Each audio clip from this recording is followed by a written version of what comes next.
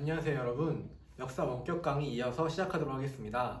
자, 우리는 저번 시간까지 어떤 역사를 배웠냐면 우리가 드디어 꿈에 그리던 1945년 8월 15일 날 빛을 되찾는 민족 광복을 맞이하게 됩니다. 그런 다음에 새롭게 대한민국 정부가 수립될 때까지 해방 3년사에 대해서 이야기를 해봤습니다. 여러분 기억하시나요? 자, 우리는 해방을 맞이한 다음에 우리의 힘으로 광복을 쟁취하지 못했기 때문에 다른 나라의 간섭을 받을 수밖에 없었습니다. 그래서 북한에는 소련군이 내려왔고요. 남한에는 미군이 올라와가지고 어떻게 군정행을 실시하게 됩니다. 자, 이렇게 한반도 문제를 두고요. 어떻게 해결할지에 대해서 소련의 수도였던 모스크바라는 도시에서 세 개의 나라, 미국과 소련과 그리고 사회적 역할을 자처한 영국 세 개 나라의 외무부 장관이 모여가지고 모스크바 3상회의를 열게 됩니다. 이 회의 결과가 뭐였냐면 여러분 기억하시나요? 세 가지가 있었죠. 첫 번째는 뭐였냐면 민주주의 임시정부 수립한다. 두 번째는 뭐예요? 정부 수립을 도와주기 위해서 미소 공동위원회를 설치한다. 마지막 세 번째가 뭐였냐면 이를 위해서 정부 수립된 다음에 미국과 중국, 소련, 영국 4개 국가에 의해서 최대 5년 동안 신탁 통치를 실시한다가 모스크바 3국 외상회의의 결과였습니다. 자, 이러한 사실이 한반도에 올바르게 퍼졌다면 혼란이 일어나지 않았을 텐데 왜곡 보도로 인해서 큰 혼란이 벌어지게 됩니다. 어떤 혼란이었죠, 여러분? 자, 그 전까지는 민족 vs 반민족이었습니다. 이렇게 대결 구도가 형성이 됐다면 모스크바 3상회의가 내려오게 되면서 어떻게 좌익과 우익, 좌우 갈등, 좌우 이념 대립이 대결 구도로서 자리 잡게 됩니다. 이런 상황에서 극심한 갈등을 겪게 되면서 다시 친일파들이 우파, 우익의 탈을 뒤집어 쓰고서 스물스물 기어나오기 시작합니다. 이런 여러 가지 과정을 거치면서 이승만이라는 사람이 대통령이 되기 위해서 46년 6월달에 정읍이라는 지역에서 실시 가능 지역만이라도 단독 정부를 수립해야 된다라는 이야기를 하자 이를 못마땅해 여긴 우리는 민족은 분열될 수 없다라고 여겼던 여운형과 김규식 같은 중도 우파와 좌파 세력들이 모여서 좌우합작위원회라는 걸 벌이게 됩니다. 그런데 이러한 노력들이 결국에는 극심한 좌우 대립으로 결과를 보지 못하고요. 두 차례나 열렸던 미소 공동위원회 역시 표현의 자유를 들고서 삼상회의를 지지하는 세력들만 가지고 정부를 구성해야 된다. 아니다. 표현의 자유를 들어가지고 지지하지 않더라도 한반도에 존재하는 모든 정당들과 단체를 데리고 와서 통일정부 수립을 해야 된다라는 미국의 갈등이 심해지면서 결국에는 결렬이 됩니다. 자, 이렇게 되자 미국은 자신의 수하에 있던 유엔이라는 국제연합에다가 한반도 문제를 상정하게 되고요. 상정 결과 인구 비례를 통해서 인구 비례를 짜서 투표를 한 다음에 통일정부를 수립하는 이야기가 나옵니다. 하지만 이런 내용은 인구가 남한보다 적었던 북한에게는 불리하게 작용했기 때문에 소련이 유엔 임시위원단의 입국을 막아버립니다. 자, 그렇게 되자 48년 2월 달에 유엔 소총회가 열리고요. 그 결과 실시 가능 지역에서만 선거를 해서 정부 수립해라 라는 결론이 나옵니다. 자, 그래서 1948년 5월 10일 날 민족 최초로 선거가 벌어졌고요. 거기서 헌법을 만드는 재헌 국회의원을 선출을 해서 7월 17일 날 재헌헌법을 만들고요. 1948년 8월 15일 날 대한민국 정부를 수립하게 됩니다. 이렇게 정부 수립이 되는 과정까지 공부를 했고요. 이 정부 수립 과정에서 이를 저지하기 위해 노력했던 김구 선생님의 남북협상, 김일성을 만나러 평양으로 건너갔던 그것과 제주도와 여수 순천에서는 제주 4.3 사건과 여수 11구 사건이 벌어지면서 한반도는 커다란 혼란에 맞이하게 되는 거죠. 자, 이런 상태에서 지금부터 이야기해볼 내용은 정부 수립한 다음에 우리가 크게 두 가지 당면 과제가 있었습니다. 첫 번째는 뭐였냐면 일제강점기 때 일본에 붙어먹었던 세력들, 이 친일파 세력들을 처단하는 일과 두 번째는 식민지 지주대로 수당용이 압도적으로 많은 상황에서 어떻게 이들을 처리하는 농지를 개혁하는 문제가 가장 큰 화두였습니다. 그래서 정부 수립한 다음에 두 가지 커다란 일, 하나는 친일파를 청산하는 노력, 또 하나는 농지를 개혁하는 일, 이 두 가지가 정부 수립 후에 우리가 해야 될 가장 시급한 당면 과제였습니다. 자, 그래서 이번 시간에는 친일파 청산 노력과 농지 개혁에 대해서 알아보고요. 이어서 우리 민족 최대의 비극이라고 불리는 6.25 전쟁에 대해서 이야기를 해보려고 합니다.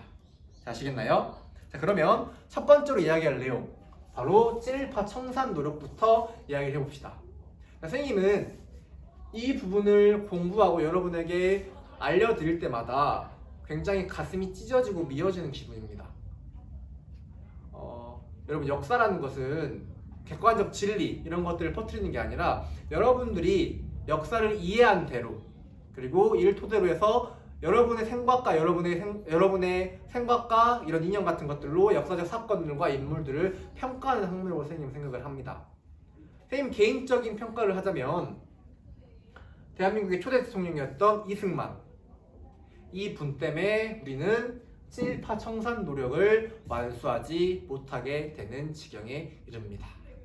자, 그 이야기를 한번 해볼게요, 여러분. 자, 우리 이승만 같은 경우에는 다른 김구 선생님이나 김원봉이나 이런 사람들이 중국과 우리나라를 넘나들면서 격렬하게 일본에 대항했던, 직접적으로 맞닥뜨렸고 직접적으로 싸웠던 그러한 독립투쟁 운동을 전개를 했다면, 이승만 같은 경우에는 어디로 넘어가서요? 미국이라는 나라로 넘어가서 외교적인 힘으로 독립을 쟁취하기 위해 노력한 사람입니다. 그래서 이승만은 자기를 지지해줄 세력들이 한반도에는 존재하지 않았습니다. 왜냐하면 한반도에서 가장 멀리 떨어진, 굉장히 멀리 떨어진 미국에서 독립운동을 외교적인 방법으로 전개했기 때문에 이승만은 자기를 지지해줄 수 있는 자기 사람들이 한반도에는 존재하지 않았습니다. 그럼에도 불구하고 이승만은 한반도로 내려와서 자신의 어떻게 보면 정치적인 안목이라든지 그런 센스로 사람들을 포섭을 하고요, 여러 가지 단체를 만들어서 단독 정부 수립 운동을 하고, 거기다가 미국이란 나라에 눈에 들면서 어떻게 유리한 위치에 올랐고, 거기다가 또 하나 김구 선생님이 결정적으로 남북 협상, 즉 분단된 조국을 맞이할 수 없다, 우리는 무조건 통일정부 수립해야 된다는 그런 마음가짐으로 남북 협상이라는 어떻게 보면 가장 큰 실수를 저지르면서 누가? 이승만이 대통령으로 선출이 되게 됩니다. 자, 이렇게 선출된 이승만 같은 경우에는 자기 쪽 세력들이 없습니다. 자기를 지지해줄 세력들이 없었기 때문에 어떻게? 미군이 그대로 뒀던, 한반도를 너무 몰라서 미국이 가만히 놔뒀던 친일 세력들을 그대로 행정관료로, 경찰로 유지를 시켰기 때문에 그런 세력들을 그대로 자신이 흡수를 해버립니다. 누가요? 이승만이라는 사람이요. 자기 지지 기반이 없었기 때문에 미국이 가만히 놔둔 친일파 행정관료들을 자기 사람들로 임명을 해서 구성을 하게 되는 겁니다. 그렇기 때문에 이승만 입장에서는 친일파를 청산하는 게 자기 지지 세력들을 처단하는 일과 같게 여겨졌을 겁니다. 그래서 이승만은 친일파 청산 노력에 대해서 굉장히 비협조를 하게 됩니다. 그러면서 우리의 이러한 노력들이 물거품이 되는 겁니다. 자, 이걸 염두에 둔 상태에서 우리 친일파 청산 노력에 대해서 이야기해 봅시다. 자, 우리 첫 번째로 이 내용 같은 경우에는 친일파 청산 노력 황복을 맞이한 다음부터 꾸준히 논의되던 이야기였습니다. 우리는 우리 민족 정기를 갉아먹은 세력들, 일본에 빌붙어가지고 우리 민족들을 팔아먹고 괴롭히고 고통을 줬던 이 친일파 세력들을 없애야 된다 라는 내용은 3살 먹은 어린 아이도 알 정도로 가장 당연시 여기던 이야기였고요. 그래서 48년에 재헌 헌법이 만들어지고 재헌의회가 구성이 되면서 가장 먼저 나왔던 이야기가 바로 친일파를 청산하기 위한 이러한 내용들이었습니다. 자, 그래서 재헌 국회가 만들어지고요, 처벌한 법이 뭐냐면 반민족 행위를 저지른 사람들을 처벌하는 그러한 법률을 만들었습니다. 그게 바로 그 유명한 반민족행위 처벌법이라는 법안이 만들어지게 되는 겁니다. 자, 이런 법안이 만들어졌고요. 이런 법에 의거를 해서, 이런 법에 맞춰가지고 만들어진 게 뭐냐면 반민족 행위한 사람들을 찾아내는, 특별히 조사하는 위원회를 만듭니다. 줄여가지고 뭐라고 부르냐면 우리는 반민특위라고 구성을 합니다. 이 반민특위를 구성을 하면서요, 친일 행적을 벌였던 많은 수의 친일파 사람들을 잡아들이게 됩니다. 아시겠죠? 가장 대표적으로 가장 마음 아픈 일이기도 한데, 우리 3.1운동 때 민족대표 33인이 독립선언서를 쓰면서 3.1운동을 전개했지만 여기 있던 대부분의 사람들이 일본 쪽으로 마음을 기울이게 됩니다. 예를 들어서 이광수 같은 사람, 또 뭐 최린 같은 사람, 이런 사람들이 전부 다 어떻게 친일파로 둔갑을 했고요, 민족을 팔아먹었고요, 심지어 이 사람들에 의해서 잡혀들이게 됩니다. 친일 경찰이라든지 우리 독립군을 고문했던 친일 경찰이라든지 또는 반민족 행위를 일삼았던 자본가라든지 또는 이광수 같은 문학가, 윤치호 같은 사람들 전부 다 잡아들여가지고 반민족 행위 특별조사위원회에서 조사를 하게 되는 겁니다. 아시겠죠? 그런데 아까도 말씀드렸죠? 이승만 입장에서는 이들을 잡아들이는 게 결국에는 자기 지지 기반을 허무는 것과 같습니다. 이승만 이 사람 무슨 병에 걸렸어요? 대통령병에 걸렸고요. 죽을 때까지 대통령을 해야 됩니다. 그런데 이렇게 자기 지지 기반들이 무너지게 되면 대통령을 한 번 더 해먹기가 힘들겠죠. 그래서 굉장히 대단히 비협조적인 방법으로 나서게 됩니다. 거기다 또 하나 우리가 황복을 맞이한 다음에 우리 민족의 세계를 구도는 뭐였어요? 민족과 반민족이었습니다. 그런데 민족과 반민족이 어떻게 바뀌었죠? 좌와 우로 바뀌게 됩니다. 이렇게 좌우 대립이 벌어지게 되니까 어떻게 되는 거예요? 반민족 행위 처벌법이 제대로 시행이 되지 않습니다. 그래서 여러분 교과서에 나오지 않지만 잠깐 추가로 설명을 해드리면 자 어떤 비협조가 있었냐면요. 경찰들, 친일 경찰들 얘네들이 반민특위를 습격을 해버립니다. 여러분 이게 가장 큰 일입니까? 경찰들이 자신들의 리더격이 물론 친일 경찰이었겠죠. 자기 리더격을 잡아들이니까 자기 리더 밑에 있는 경찰들이 반민족행위 특별조사위원회의 사무실을 습격을 해버립니다. 49년도에요. 놀랍죠? 그래서 또 하나 여기 써볼게요. 국회 프락치 사건도 벌어집니다.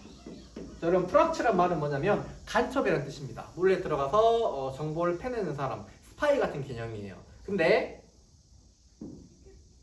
정부에서 국회 프락치 사건이라는 걸 조작을 합니다. 국회의원 중에 재원 국회의원 중에 누가 있다? 북한의 사주를 받는 프락치가 있다. 그래서 이 프락치를 잡아내야 된다라고 하면서 반민특위위원회에 구성됐던 젊은 사람을 무고로 간첩이라고 몰고 이를 잡아들이게 됩니다. 역공을 당한 거죠, 여러분. 이러면서 우리의 친일파 청산 노력은 결국에는 물거품이 됩니다. 자, 법이 개정이 되면서요. 친일파를 잡았던 기준도 완화가 됐고요. 처벌하는 기한이라든지 법안 같은 것도 굉장히 많이 완화가 돼서요. 결국에는 이들이 잡아들였던 많은 친일파애들이 굉장히 솜방망이 처벌을 받고요. 다시 풀려나게 됩니다.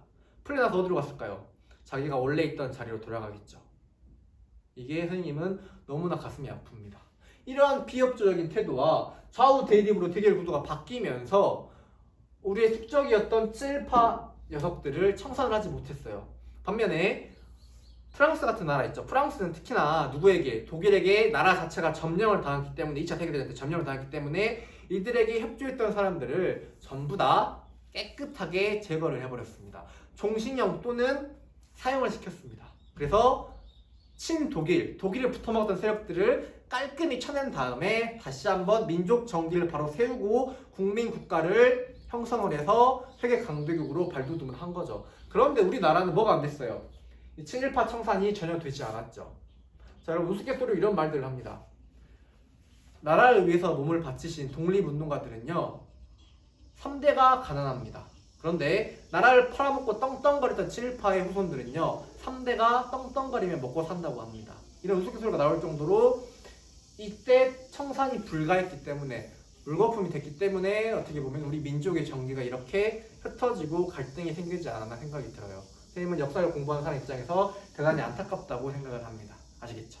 자, 이런 내용은 여러분 교과서 90페이지에 나옵니다. 교과서 한번 읽어볼게요. 자, 48년 9월 국회가 반민족행위 처벌법을 제정했다. 그리고 10월 달에 반민족행위 특별조사위원회가 구성이 됐다. 그런 다음에 자 49년부터 활동을 시작하겠죠. 자, 친일 자본가 박흥식을 체포했다. 또 이때 이승만 정부가 뭐라고 발표했냐면 사회 안정을 위하여 지금 우리는 빨갱이들 북한과 싸워야 되는데 지금 뭐한다? 사회 안정을 위반하기 때문에 반민특위 활동에 반대한다는 성명을 발표하게 됩니다. 여러분 이게 말일까요? 방구일까요? 북한보다도 먼저 친일파를 먼저 제거한 다음에 해야 되는데 앞뒤가 바뀌었죠. 자, 북한이 우리를 공격할지 모르니까 우리 민족의 정기를 갉아먹었던 친일파를 그대로 준다? 그대로 요직에 앉혀준다? 쌤 개인적으로 도저히 이해할 수 없는 그러한 말을 누가 이승만이 하게 됩니다. 자, 49년 6월달에 친일경찰 최은하를 체포했고요.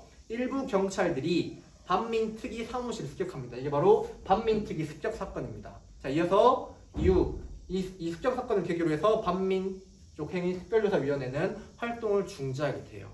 그리고 아래 보면은 반민특위는 총 682건을 조사하여 그중 221건을 기소하였다. 재판부의 판결까지 진행된 수는 40건으로 13명만이 사형과 징역 등을 선고받았다. 그러나 실제로 사형은 집행되지 않았고 나머지 사람들도 반민특위 활동이 정지되어서 풀려났다. 이렇게 결말을 맺습니다. 전 이 점이 대단히 너무나 안타깝게 여깁니다. 그래서 우리는 이때 친일파 청산 노력을 실패하게 되고요. 그러면서 우리 민족 정기가 어떻게 보면 올바로 세워지지 않은 상태에서 역사가 전개됐다고 볼 수가 있습니다. 아시겠나요? 자, 두 번째 내용으로는 농지개혁이 있습니다. 여러분, 농지개혁.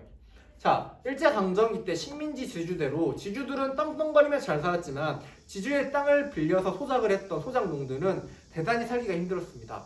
조선시대에는 어느 정도 소작농들의 권리를 인정해주고요. 소작료도 절반밖에 되지 않았는데요. 식민지 지주대가 발달하면서요. 일본인들은 지주들만 오냐오냐 해주면서 지주들 자기 편을 만들어야 되기 때문에 소작농들을 강하게 핍박하게 됩니다.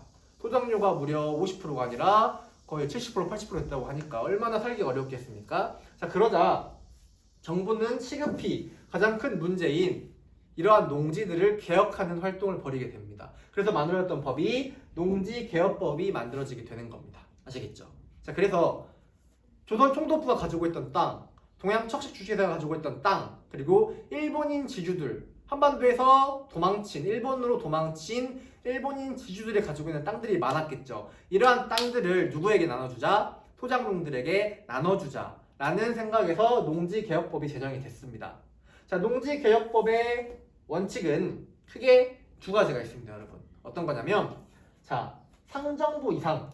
삼정부가 뭐냐면 땅을 세는 단위예요. 약 3만 미터라고 하더라고요. 자, 상정부 이상의 토지를 가진 사람들에게서 삼정부의 땅을 제외한 땅을 어떻게 정부에서 돈을 주고 뺐습니다.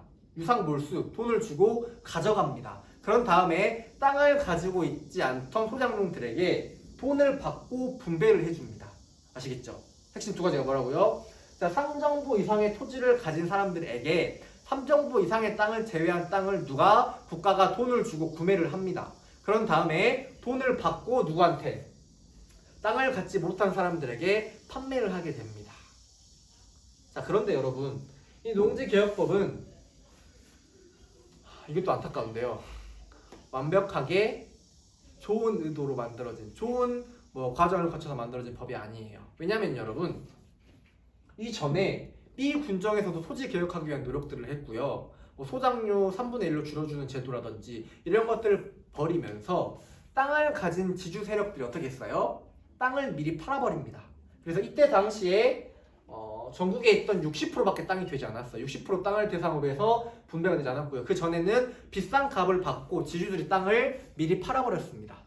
그리고 또 이것도 문제가 되는데요. 유상몰수와 유상분배라고 했죠. 그런데 지주들한테는 돈을 주고 비싼 돈을 주고 땅을 산 다음에요. 소작농들에게 돈을 받고 팔았는데요. 낮은 가격이 아니라 지금은 소작농들이 돈이 없으니까 너희들이 미래에 추수를 하게 되면 그 추수를 바탕으로 해서 돈을 갚아라라고 합니다. 그런데 평균 시세의 1.5배를 받았다고 해요. 그래서 이 법은 지주에게도 소작농들에게도 다소 환영받지 못한 제도적으로 잘 갖춰진 그러한 법안이 아니었어요. 굉장히 안타까운 그런 법안이었죠. 그럼에도 불구하고 이게 성공을 거뒀기 때문에 이제 지주 소작제가 소멸을 하고요. 뭐가 되는 겁니까? 자영농이 많아지게 되는 거예요. 어떤 법칙이 세워졌냐면 자, 경자, 농사를 짓는 사람들, 농경을 짓는 사람들이 뭘 가진다? 땅을 가진다 라고 해서 경자유전이라고 합니다. 이 경자유전의 법칙이 이때 와서야 성립이 되는 겁니다. 그래서 우리나라 이제 지주제는 거의 소멸을 했고요. 이제 소규모 땅을 가진 자영농들이 많이 만들어져서 이러한 법안을 시행하게 됐습니다. 자, 이해되시나요, 여러분? 여기까지가 우리가 공부했던 정보 수립한 후에 두 개의 가장 커다란 과제였던 반민족행위 처벌법을 제정해서 친일파를 청산했던 노력과 농지를 개혁했던 내용, 이 두 가지에 대해서 이야기를 해봤습니다. 자, 이해되시나요? 네. 자, 이어서 우리가 세 번째로 알아볼 내용은 우리 민족상 가장 큰 비극이었던 6.25 전쟁에 대해서 이야기를 해보려고 합니다. 자, 6.25 전쟁 같은 경우에는 선생님은 장교로 군 복무를 했습니다. 장교로 군 복무를 하면서 정훈 장교로 복무를 했고요. 정훈 장교의 역할이 뭐였냐면 우리 군인 아저씨들한테 뭘 가르쳤냐면 여러 가지 정신 교육들을 담당을 했습니다. 이 정신 교육을 담당하면서 꼭 가르쳤던 내용이 바로 6.25 전쟁이었어요. 그래서 6.25 전쟁은 선생님 나름대로 전문가라고 자부를 하고 이야기를 드릴 텐데요. 너무 자세하고 디테일하게 하면 여러분이 이해가 좀 힘들겠죠. 그래서 최대한 간략하게 줄여가지고요. 원인부터 시작을 해서 전개 과정 그리고 전쟁의 결과까지 세 개로 나눠서 이야기를 해보려고 합니다. 아시겠나요, 여러분? 자, 그러면 이제 6.25 전쟁에 대해서 가장 먼저 우리가 이야기할 것은 6.25 전쟁이 무엇인지 정의를 내리는 거 먼저 해야 됩니다. 자, 이 내용 교과서에 나와 있지 않고 선생님이 군대에서 공부를 하면서 배운 내용입니다. 자, 여러분 만약에 누군가가 6.25 전쟁이 뭐냐고 물어본다면 여러분은 이렇게 답변을 했으면 선생님 참 좋을 것 같아요. 자, 첫 번째, 소련의 지도자였던 스탈린이 승인을 합니다. 북한 김일성 너 전쟁 벌릴 거야? 그래, 알았어. 우리가 승인을 해주고 무기라든지 탱크라든지 이런 것들을 지원을 해줄게 라고 스탈린이 승인을 했고요. 이어서 중국의 같은 공산주의 국가들이죠, 여러분. 이 중국의 모택동 마오쩌둥이라는 사람이 만약에 내가 전쟁을 벌이게 되면 우리가 중공군이 뭐 해주겠다? 지원을 약속해 주겠다 라고 이렇게 두 가지 내용을 받은 다음에 북한의 지도자였던 김일성이 계획하고 주도해서 남한을 침략한 전쟁이 바로 우리가 앞으로 배울 6.25 전쟁의 정의가 되는 겁니다. 아시겠죠? 누가요? 스탈린이 승인을 했고요. 중국의 마오쩌둥이 지원을 약속했으며 이걸 토대로 해서 북한의 김일성이 계획하고 주도해서 남한을 침략한 전쟁이 바로 6.25 전쟁이 되는 겁니다. 이해되시나요? 그런데 여러분, 이 6.25 전쟁의 명칭과 원인을 두고요 굉장히 많은 이야기들이 오고 갔습니다. 자, 지금에서야 많이 밝혀졌지만요, 특히나 전쟁이 끝난 다음에 누구의 책임인가, 전쟁을 일으킨 사람이 누구인가, 어떤 이유로 일으켰냐에 대해서 굉장히 많은 이야기들이 오고 갑니다. 크게 세 가지가 있어요, 여러분. 첫 번째, 북한이 남한을 침략했다. 아니다. 남한이 먼저 북한을 침략했다. 남침설과 북침설이 있고요. 자, 전쟁을 먼저 일으킨 건 북한이 맞는데 오히려 남한이 북한의 침략을 유도했다라는 남침 유도설, 이 세 가지가 크게 논의가 됐습니다. 특히나 1970년대가 되고요. 미국이 가지고 있던 기밀 문서들이 풀리면서요. 많은 학자들이 수정주의적 입장에서 어떻게 해요? 6.25 전쟁을 누구에게? 남한이 일으킨 전쟁, 북침설이라든지 남침 유도설, 커밍스라는 학자가 주장을 했는데요. 이런 얼토당토 않은 내용으로 이야기가 오고 갔습니다. 자, 그런데 1990년대에 어느 나라가 소비에트 연방, 소련이 무너지면서요. 소련이 가지고 있던 비밀 문서들이 해제가 됐고요. 또는 북한이 가지고 있던 문서들을 우리 남한에서 획득한, 이걸 노획 문서라고 하거든요. 노삼에서 획득한 문서라는 뜻입니다. 이 노획 문서들이 드러나게 되면서 전쟁의 원인이 명확하게 밝혀졌습니다. 그 명확하게 밝혀진 내용이 바로 이러한 내용입니다. 자, 남한이 침략을 유도했다, 남한이 먼저 북한을 침략했다라는 소리들은 전부 다 거짓 소리이고요. 정확한 내용은 뭐다? 소련의 스탈린이 승인했고요. 중국의 모택동이 지원을 약속했으며 김일성이 주도해서 어느를 침략한? 남쪽을 침략한 남침 전쟁. 이게 바로 6.25 전쟁의 명확한 책임 관계 원인이 되는 겁니다. 이해되시나요, 여러분? 선생님이 예전에, 지금 없어졌지만 개그 콘서트를 보면서 참 좋은 내용을 발견을 했습니다. 자, 여러분, 남침, 북침 헷갈리시죠? 자, 남침, 북침 헷갈리시면 여러분 좀 그렇지만 똥침 이야기를 살펴봅시다. 자, 우리가 어릴 때 하는 장난이겠죠, 물론. 친구에게 똥침을 놓는다 칩시다. 우리가 똥침을 놓을 때 상대편 엉덩이에다가 이렇게 찌르죠. 우리가 손침이라고 하지 않고 똥침이라고 하는 이유가 뭐예요? 상대편의 엉덩이 부위에 찌르게 되는 거잖아요. 조금 이야기가 그렇지만 그래서 어떻게 된 거예요? 북한이 남쪽을 대상이 되는 남쪽을 침략했기 때문에 남침이 되는 겁니다. 북한이 침략했다 해서 북침이 아니라요. 남한 쪽을 침략했기 때문에 남침이 되는 겁니다.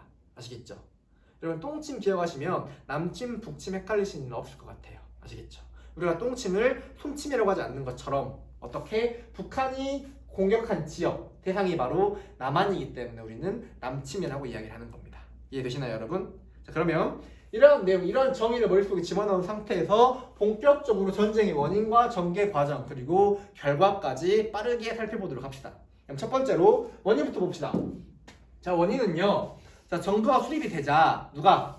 남과 북해 주둔하고 있었던 소련과 미군이 자기 나라로 철수를 하게 됩니다. 자, 이제 너희들 정부 수립했기 때문에 우리가 여기서 할 수 있는 역할은 존재하지 않는다 라는 생각이에요. 어떻게 가요? 자기 나라로 전부 다 돌아가게 됩니다. 그러면서 어떻게 되면 군사적 보호막이 사라지게 되는 상태가 돼요. 아시겠죠? 그런 와중에 미국의 국무장관이었던 애치슨이라는 사람이요.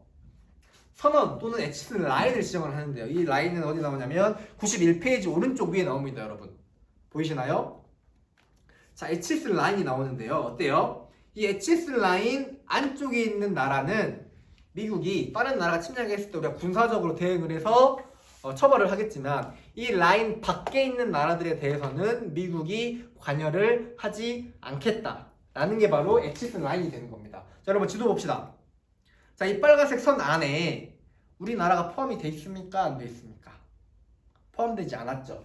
애치슨 라인 한반도가 제외돼 버립니다. 자, 이렇게 되자 이러한 상황이 무르익자 공산주의자였던 김일성이는 하나의 야심을 품게 됩니다.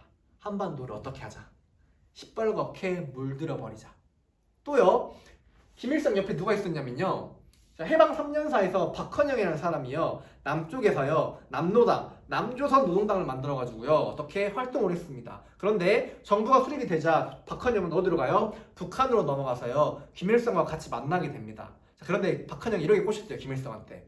자, 김일성아, 남한에는 수많은 북한 추종 세력들이 있다. 남노당 세력들이 잔존해 있기 때문에 만약에 전쟁을 벌인다면 알아서 남쪽에 있는 공산주의자들이 들고 일어나서 남한이 빨갛게 물들 것이다. 그러니까 전쟁 초반에만 힘을 쓰면 남한을 점령하는 건 굉장히 쉬울 것이다. 우리 남한에 숨어들어 있는 공산주의자들을 믿자라고 이렇게 꼬드기게 됩니다. 자, 이렇게 되자 김일성은 어떻게 해요? 소련에 가가지고요. 모스크바에 가 소련한테 이야기를 합니다. 박한영 둘이 들어가가지고요. 승인해달라. 계획을 다 짰으니까 너희가 승인해주면은 실행을 하겠다. 라고 하면서요. 소련한테 많은 전차와 무기 또는 군사 고문단이 들어와서요. 군사 훈련이라든지 작전 같은 것들을 봐주게 됩니다. 그러면서 차곡차곡 전쟁 준비를 마쳤습니다. 아시겠죠? 자, 그렇게 되자 이제 언제? 때는 바야흐로 흘러서 1950년 6월 25일 새벽 4시에 작전명 폭풍을 하달하고요. 수많은 북한군이 한 번에 어디로 내려와요? 서울로 아래쪽으로 전면 남침을 하게 됩니다. 자, 이게 바로 우리 민족사 가장 큰 비극인 6.25 전쟁이 시작되는 첫 시발점이 되는 겁니다. 자, 북한 여러분 얼마나 치밀했냐면요. 자, 그 전부터 계속 괴롭혔습니다. 남한을요. 그래서요, 남한에서는요, 군인들이요, 놀고 먹는 게 아니라요, 3개월 동안요, 비상사태가 선포가 돼서요, 북한이 언제 침략할지 모르기 때문에 어떻게 하자? 경계 태세를 늦추지 말자라고 해서요, 외박이라든지 이런 것들이 전부 끊기고요, 부대 안에서 3개월 동안 앉아있으면서 북한의 침략을 대비하는 굉장히 신경이 곤두선 그렇게 날카로운 상황이 전개가 됐습니다. 그런데 3개월이 지나고요, 주말이 됐습니다. 하필 24일이 토요일 날이었거든요. 주말이 되자 3개월 동안의 비상사태를 해제하고요. 이제 많은 수의 병력들을 휴가를 보낸다거나 외박을 나가게 됩니다. 3개월 동안 부대에서만 있었으니까 얼마나 힘들겠어요, 여러분. 그래서 이때 돼서 비상사태를 해제하고요. 많은 수의 군인들이 어떻게 외박과 휴가를 나가게 됩니다. 그래서 병력의 3분의 1, 3분의 2가 나갔다고 해요.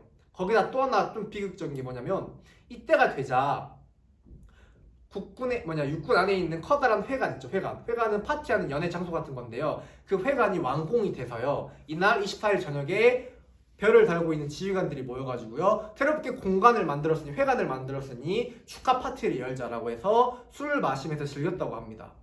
정말 놀라운 거는 북한이 스파이를 파견했는지요. 어떻게 이러한 우리 남한의 상황을 속속들이 알고 있었는지 모르겠어요. 자, 이렇게 확신이 서자 병력도 3분의 2 이상이 빠져나갔고 지휘자들도 술에 취했기 때문에 이때가 바로 남한을 침략하기 위한 적절한 때다, 적기다라는 생각에 새벽 4시에 전면 남침을 시작합니다. 정말 여러분, 우후죽순으로요, 우리 육군들은 어마어마하게 밀려나게 됩니다. 그래서 어떻게? 쫙쫙 내려와요, 북한이. 여기서부터 쭉 내려와서요. 불과 전쟁 시작된 지 3일 만에 6월 27일 날 우리나라의 수도였던 서울이 누구에게? 북한군에게 함락을 당합니다. 자, 그러면서 계속해서 북한이 밀고 내려옵니다.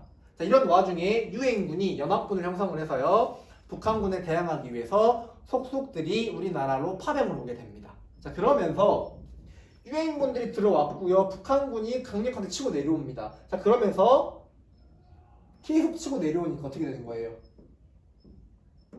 이 낙동강에 위치해 있는 부산을 임시수로 삼고요. 임시수였던 부산으로 우리 대통령의 사람들이 몰려가고요. 이 낙동강 주변에 우리 국군과 유엔군이 낙동강 방어선을 만들어가지고요, 북한군의 침략으로부터 어떻게 해요?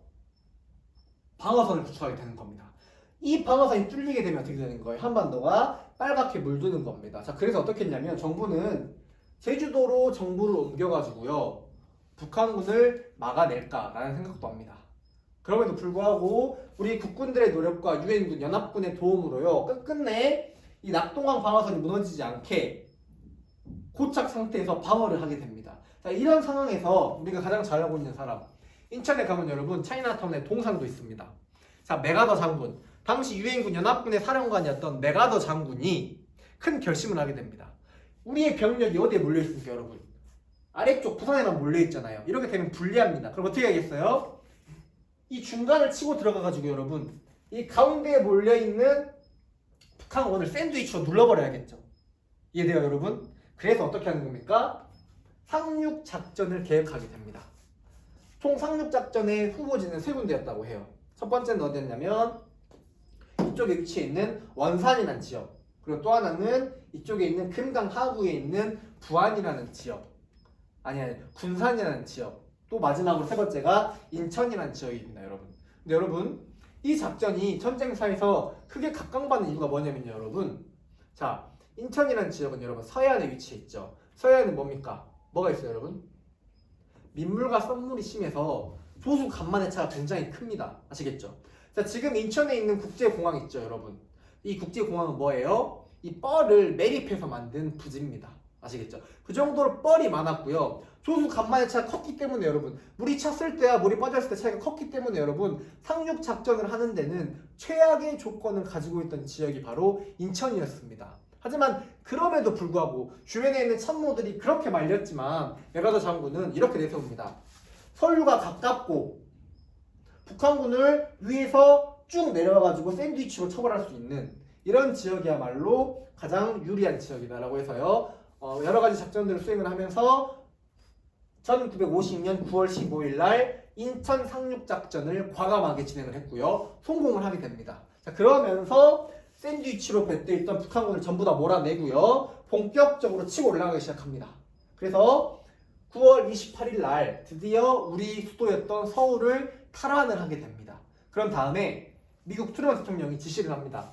과거까지는 공산주의 공격으로부터 방어하고 있는 그런 형태였지만 이제부터 우리는 공산주의를 공격한다. 이걸 롤백, 반격이라고 하는데, 반격 작전을 내리면서요, 10월 1일 날 본격적으로 우리 국군과 연합군이 북한 지역으로 밀고 올라가기 시작합니다. 이때부터 뭐가 시작되는 거예요? 반격이 시작됩니다. 이런 식으로 치고 올라가게 되는 거예요, 여러분. 이해되시나요? 자, 그래서 우리는 만약에 남학생들 같은 경우에는 군대를 가게 되잖아요. 군대에서는 공휴일이 하나 더 있습니다. 이게 뭐냐면 바로 10월 1일을 국군의 날이라고 해서요, 기념하고요. 여러분 군대 가시면 아시겠지만 그날은 쉬는 날입니다. 왜 그럴까요? 이 10월 1일이 바로 38도선을 넘어서 우리 국군과 연합군이 북한 땅으로 진격을 한 날이기 때문에 10월 1일을 국군의 날로 선정을 하는 겁니다. 자, 이런 상태에서 파죽 지세로 쫙쫙쫙 치고 올라갑니다. 그리고 어디까지 갔냐면요, 이 지역까지. 거의 이 지역 전체가 어떻게 남한에 의해서, 연합군에 의해서 지배를 하게 됩니다. 점령을 하게 되는 거예요. 자, 이제 이 지역밖에 안 남았거든요, 북한은요. 게다가 이 압록강에 가가지고요, 육군 육사단 7성부대가요 군모로 압록강 물을 퍼마셨다고 해요. 그 정도로 굉장히 상징성 있는 사건이죠. 자, 이렇게 되면서 북한은 남한을 한반도를 빨갛게 물들겠다는 생각으로 왔는데 오히려 파랗게 바뀔 위기에 처했죠. 그렇게 되자 아까 말했던 중국의 목택동이 뭘 내걸고 미국에 대항해서 조선을 도와준다라는 항미 언조를 내걸고요, 중공군이 개입을 하게 됩니다. 여러분, 중국 하면 이미지가 어때요? 인구가 굉장히 많죠. 그래서 중국 애들은 가장 큰 정책이 뭐였냐면요, 이 인의 전술을 쓰게 됩니다. 그리고 중국 애들은요, 이거 좀 논외의 이야기지만 재미나게 전쟁을 벌이잖아요. 그럼 꼭 뭘 데리고 가냐면 나팔수죠, 나팔수. 커다란 나팔수를 꼭 데리고 다녔습니다. 그래서 중공군이 진격할 때는요, 이 군악대가 소리를 빵빵 틀어가지고요, 어떻게 공격 당하는 대상들에게 공포감을 심어줬습니다.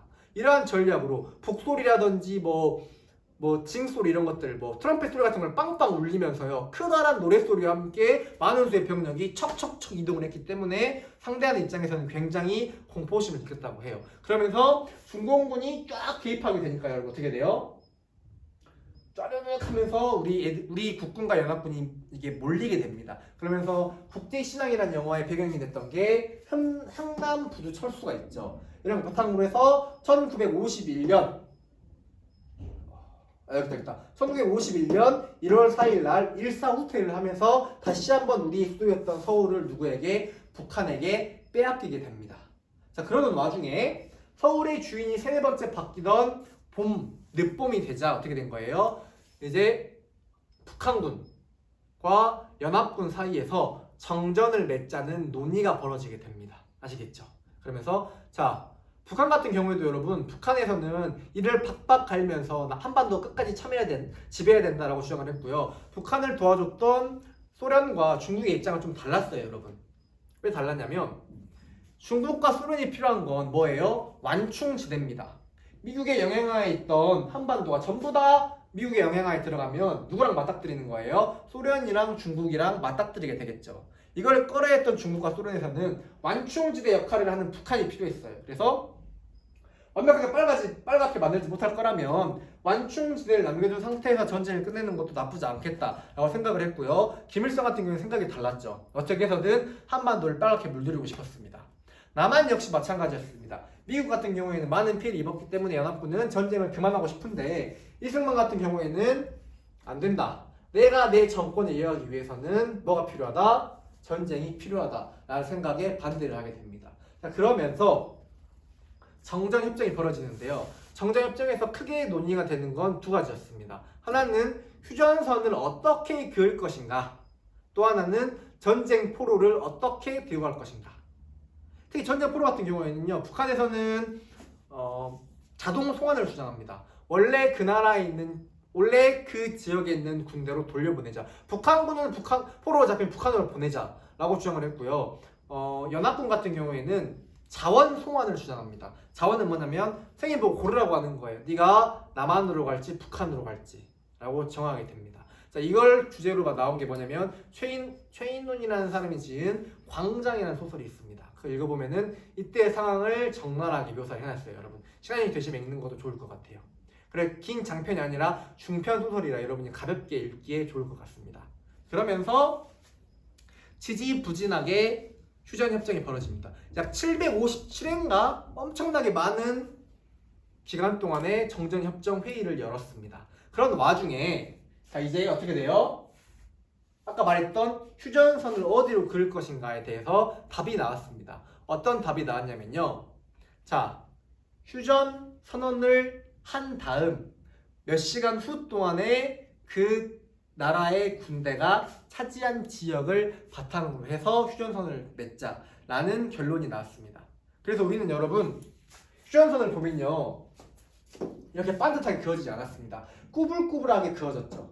이 꾸불꾸불하게 그어진 게 뭐냐면 각각의 나라들이 좀 더 많은 영토를 차지하기 위해서 산의 고지를 점령하기 위한 그런 전투가 벌어져서 이 고지전 때문에 우리 국경의 형태가 좀 어긋나게 됐죠. 호수가 주연으로 나온 고지전이라는 영화를 보시게 되면 굉장히 적나라하게 잘 묘사가 되어 있습니다, 여러분. 자, 놀라운 사실은요, 여러분. 자, 전쟁이 벌어지고 나서 왔다 갔다 하는 커다란 전쟁들이 벌어졌죠. 1950년부터 1951년 6월달까지 벌어졌던 전쟁에서 상처 입은 사람보다요, 이 고지전을 시행했던 2년 동안에 죽은 사람이 훨씬 더 많았다고 합니다. 그만큼 많은 수의 군인들이 이 고지전에 참여를 했고요. 많은 수의 군인들이 목숨을 잃게 됩니다. 좀 안타까운 점이에요. 자, 그러다가 결국에는 마지막으로 1953년 7월 27일 날에 휴전협정을 맺으면서 북한과 남한의 우리 민족 간의 전쟁이 끝을 맺게 됩니다. 여기서 주의할 점은 여러분 종전이 아닙니다. 종전이 아니라 뭐예요? 휴전이에요. 휴전. 잠시 전쟁을 멈춘 것 뿐입니다. 아시겠죠? 그리고 우리 교과서 보면은 91페이지 넘겨 90페이지에 보면요 재밌는 점은 휴전협정 체결 사인에 누가 없을까요? 이승만의 사인이 없습니다. 왜 이승만의 사인이 없을까요, 여러분? 이승만은 끝까지 휴전, 정전에 반대했기 때문에 이 협정에 아예 참여를 하지 않습니다. 아시겠죠? 그러면서 결국에는 휴전협정을 맺고요. 이야기가 전쟁이 끝을 나게 됩니다. 3년 동안에요. 어마어마한 사람들과 재산과 인명 피해가 굉장히 큰 전쟁이었어요. 자, 그래서 전쟁의 결과를 살펴보게 되면요. 첫 번째로는요. 우리 인명과 재산 피해가 극심했습니다. 특히나 국토가 황폐화 돼가지고요. 유엔에서 파견한 재건위원단의 한 사람이요. 남한에 들어와서요. 남한의 상태를 본 다음에 이런 말을 남겼습니다. 와, 이런 상태에서, 이런 남한의 상태에서 이 나라가 발전을 한다는 것은 쓰레기통에서 장미꽃이 피는 것과 같다라는 충격적인 발언을 합니다. 그만큼 나라가 엉망진창이었고요. 발전할 수 있는 가능성이 요만큼도 되지 않을 정도로 국토가 황폐화가 됐습니다. 또 하나, 많은 수의 사람이 죽었고요. 뭐가 발생합니까? 이산 가족이 발생합니다. 또 뭐가 발생해요? 전쟁 고가 굉장히 많이 늘어나요. 그러면서 인명과 재산 피해가 극심하게 벌어집니다. 두 번째 뭐가 있냐면 이게 선생님은 6.25 전쟁의 가장 큰 피해라고 봅니다. 물론 인적 재산 피해도 굉장했지만 이 전쟁을 통해서요 한민족이라는 관념이 흩어져서요 민족 사이에 뭐가 생깁니까? 이질감과 적대감이 생겼습니다. 원래는 한 민족이었고 언젠가 통일 정부를 만들겠지라는 생각으로 살아갔던 사람들에서요 생각이 바뀝니다. 저 남한은 누굴 죽인 거야? 내 가족들을 죽였다. 남한 사람들도 이제 북한 사람들이 나의 가족들을 죽였다 라고 하면서 민족 사이의 이질감과 적대감이 굉장히 커지게 됩니다. 이게 대단히 안타까워요. 그리고 마지막으로 남과 북한에서는요 이 전쟁이 끝난 다음에 각자 독재가 강화됩니다. 김일성 같은 경우에는요 전쟁을 꼬드겼던 박헌영을 제거하면서요 아무도 김일성의 권위에 도전하지 못하도록 전부 다 숙청을 해버립니다. 그러면서 김일성 1인 독재 체제가 강화됐고요. 남한에서 역시 마찬가지로 전쟁을 통해서 북한의 무서움을 겪었기 때문에 이때부터는 뭐가 되는 겁니까? 우리 민족을 운영을 하는데 핵심 내용이 뭐가 되는 거예요? 공산주의에 반대한다라고 해서 반공이라고 합니다. 이 반공 이데올로기가 되면서요 이승만이 독재 정권을 수립하는데 크게 기여를 하게 됩니다. 아시겠죠? 그래서 오늘 이번 시간에는 6.25 전쟁에 대해서 이야기를 해봤습니다. 자, 6.25 전쟁은 뭐다? 소련의 스탈린이 승리를 하고 중국의 모택동이 지원을 약속했으며 북한의 김일성이 계획하고 주도한 남침 전쟁이다. 아시겠죠? 원인으로는 이러한 내용들이 있고요. 전개 과정 우리가 지도를 통해서 알아봤습니다. 북한군의 전면 남침부터 시작을 해서요. 우리가 낙동강까지 밀렸던 상황에서 메가더 장군이 인천 상륙작전으로 반환점을 돌아서요 쭉 치고 올라가서 압록강까지 도달을 했으나 중국군이 개입을 하면서 다시 한번 쭉 밀립니다. 그게 바로 145투였습니다. 밀린 상태에서 다시 한번 서울을 되찾고 정전 협정이 벌어지는데 이 경계선을 두고요. 고지전이 벌어지면서 많은 수의 군인들이 목숨을 달리했고요. 마지막으로 53년 7월 27일 날에 휴전 협정이 맺어지면서 전쟁이 끝났다. 하지만 전쟁이 완전히 끝난 게 아니라 잠시 쉬고 있는 휴전 상태이다. 까지가 6.25 전쟁의 전개 과정이었고요. 마지막으로 전쟁의 피해로는요. 인명과 재산 피해가 극심했고요. 또 가장 큰 안타까운 점은 우리 민족 사이의 이질감과 적대감이 굉장히 크게 됩니다. 그리고 마지막으로 남과 북한에서 각자 정부를 구성하는 독재가 심화가 됐습니다. 아시겠나요? 여기까지 수업을 마치도록 하겠습니다. 수업 듣느라 대단히 고생 많으셨습니다.